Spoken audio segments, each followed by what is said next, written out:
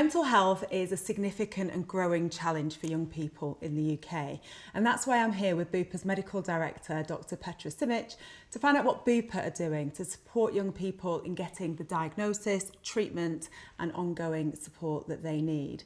So first of all, Petra, I think my first question is, why are Bupa investing in supporting young people with their mental health and helping them get a diagnosis? Well, Zoe, we know our customers are really worried about young people's mental health, and they want to know that we're ready to support them when the going gets tough. Young people in the UK have a greater need for mental health support than ever before. Research last year showed that 1 in 5 young people and children aged between 8 and 25 had symptoms or signs of mental health conditions.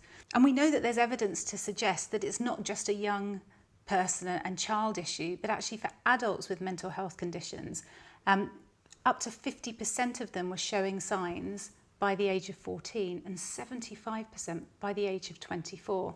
So it's really important we look after children and young people, because it supports not just them, but actually adults with mental health conditions too. And as a result, we're really focusing on investing in and improving access to mental health services for children and young people. I think it's so important, because like you said, that early intervention, it's the knock-on effect that can have throughout a person's life, whilst also the importance of helping them whilst they're young.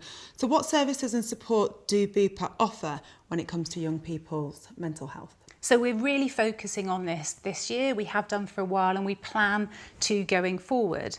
For young people aged 5 to 18 at Bupa, we provide dedicated mental health pathways to help them get the treatment and the support they need to get better according to what's covered in their policy.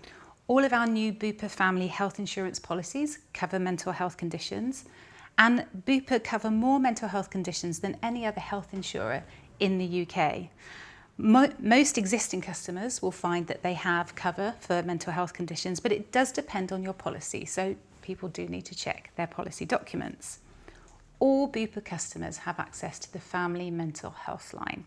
That is regardless of whether their children are insured by Bupa or not. This is a helpline provided by specially trained advisors and mental health nurses to help families deal with the pressure and difficulties around mental health, including that affects children. And we also have a huge range of free resources on our website, including questions and answers, experts giving updates on depression, anxiety and eating disorders, toolkits and conversation starters for you to help talk to your children.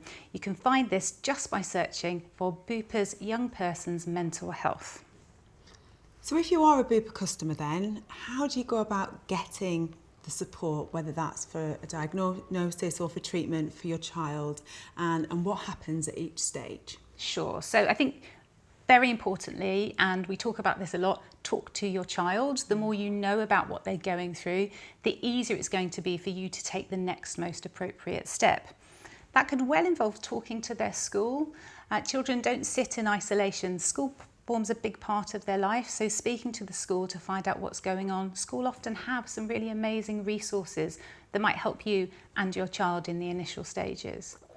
If you decide that you want more professional input, then your GP can be a great place to go. So that's your NHS GP, and you have access to the Bupa digital GP service. Your GP can talk you through the problems. They may want to speak to your child or young person alone, and I would always recommend taking your child with you to that appointment. Your GP is going to want to talk to your child, and it's really important they're part of that conversation. You can sometimes just, even if your child's not willing or ready to talk to the GP, you can often, as a GP, gain a lot of insight just from what you witness, the behaviour, the interaction between the parent and the child as well, can't you? So you might facilitate a conversation, in fact. I often find that. If your GP refers you, then what you need to do is contact Bupa, who will then lead you on the next steps to getting the right specialist for your child. And you will then be given the details of a trusted professional to contact to make your next appointment with that professional for your child. Thank you so much, Petra. It's very reassuring to hear about the provisions Bupa has in place to support young people with their mental health.